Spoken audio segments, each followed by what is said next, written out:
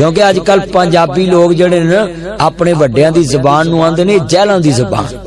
वाह VIPO 2018 model है अपने वड्डियां दी ज़बान नूं वेखो आंदे ओए जदों धोतियां ते पग्गां दा रिवाज हुंदा सी इस्तां सांझियां ते सब दा ख्याल हुंदा सी।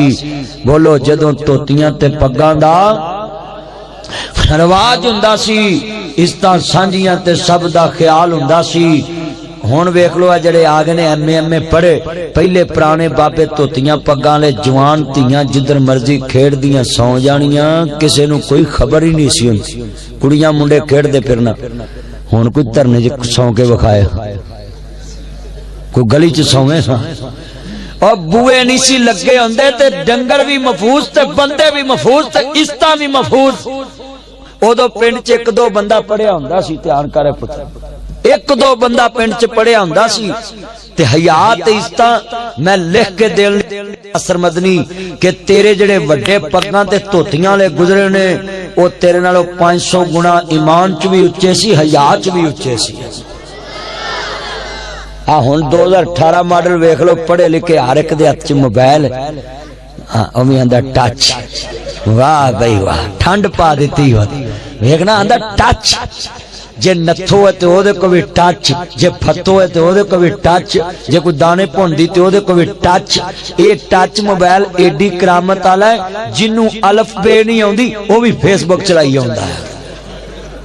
अल्लाह जानदा है टच मोबाइल दी करामत ऐ बस उंगल घुमाई जाओ क्यों जी हुण ते कई लैटरीन चला जांदा मोबाइल लैके बैठे हुंदे ने उधरों जोर लाई आउंदे ने उधरों भी लाई आउंदे ने। अल्लाह हदायत नसीब फरमाए अल्लाह पाक ईमान दी दौलत नसीब फरमाए। लैटरीना च मोबाइल लगे लगे फिरदे ने सही गल। मैं एक नबी मस्जिद च नमाज पढ़न गया ते मैं वेखां भी बाहर ही नहीं निकलदा ते ओ जनाब बंदे ने बूहा भन्निया ना तो रब्बो दी टूटी ना ते ओ मोबाइल ते लगा ओनू उन्होंने एक रखी भी तेनू पता नहीं कि तू इत्थे पै के करन दिया मैं उधर नमाज लेट हो कहंदा बस मैनू एमरजेंसी मैसेज आ गया मैं हुण मैं जवाब ही लिख दवां एवें बैल ना आ जावे। वेखो अल्लाह हदायत नसीब फरमाए। अर्ज करना चाह रहा मैं जरा ध्यान मेरे वाल गल बड़ी समझा के जनाब जी तेरे सामने रखना चाहना ना चुन्नी दी ना झग्गे दी। अज तो बाद अज अपने मापियां दी ज़बान नू पंजाबी नू बोलो जैलां वाली ज़बान ते नहीं कहोगे। हाँ अपने मां प्यो की जबान ते फख्र करया करो मादरी जबान ये ताड़ी मां ने ताड़ी जबान च तानू सब कुछ समझाया। तुसी आंदे जे मैं अप टू डेट हो गए हैं 4 लफ्ज इंग्लिश दे आ गए ने बल्ले बल्ले। मां नू आंदा मामा डोंट टच मी लाइफ है मेरी लाइफ में मत इंटरफेयर करे। अल्लाह जानदा मां प्यो नू आंदे होए होए होए और जदों धोतियां ते पग्गां दा रिवाज हुंदा सी इस्तां सांझियां ते सब दा ख्याल हुंदा सी। कतल किसे नू भी किसे दा नहीं माफ हुंदा सी। तगड़े माड़े दे खून दा हिसाब हुंदा सी। उदों लख भावें काफरां दा राज हुंदा सी जदों जज भी जमाला ते सराज हुंदा सी। हाँ उदों लोग माड़े तगड़े दे खून दा हिसाब हुंदा सी। हुण इत्थे तगड़ा के दी लत तोड़े ना तो थाने चले जे ते माड़ा जनाब ये उत्थे आंदा मेरा पर्चा करो जी इन्हें पर्चा करो जी इन्हें लत तोड़ी वो आंदा अच्छा उन्होंने भी बुलाओ वो प्लेट मार के चले जांदे। पुलिस वाले आंदे ने दोवां अंदर चलो 751 च नहीं ते सुलह कर लो। वो आंदा लत तोड़ा के भी अंदर जाना ते मैं सुलह कर ही लेना वा।